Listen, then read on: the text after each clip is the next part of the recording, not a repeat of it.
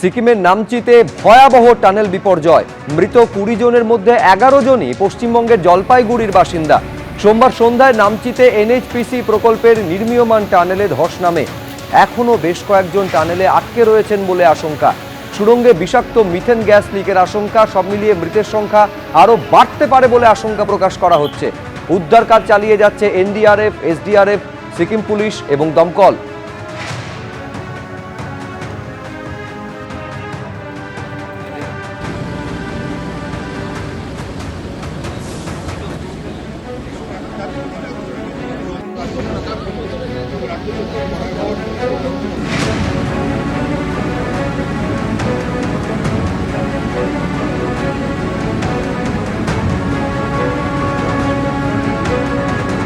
দাঁড়িয়ে রয়েছি সিকিমের যে নামচি যে টানেলের বিপর্যয় ঘটনা ঘটেছে সেই টানেলের সামনে।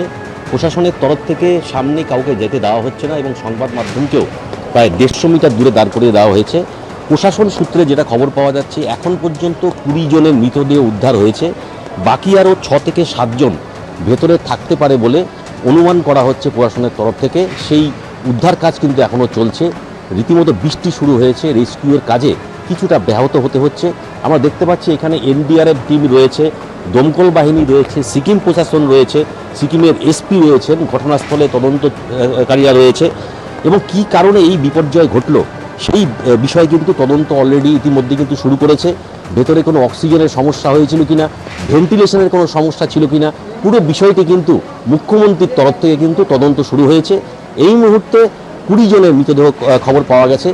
তার মধ্যে 11 জন হচ্ছে জলপাইগুড়ি জেলার ডুয়ার্সের চা বাগানের বাসিন্দা এবং এই মুহূর্তে কিন্তু বাকি যে 6 থেকে 7 জন রয়েছে তাদেরকে কিন্তু উদ্ধার কাজ চলছে, এমনটাই কিন্তু জানানো হয়েছে সিকিম গভর্নমেন্টের তরফ থেকে। ক্যামেরা রাজদীপ মণ্ডলের সাথে রাজা চট্টোপাধ্যায়, এবিপি আনন্দ, সিকিম।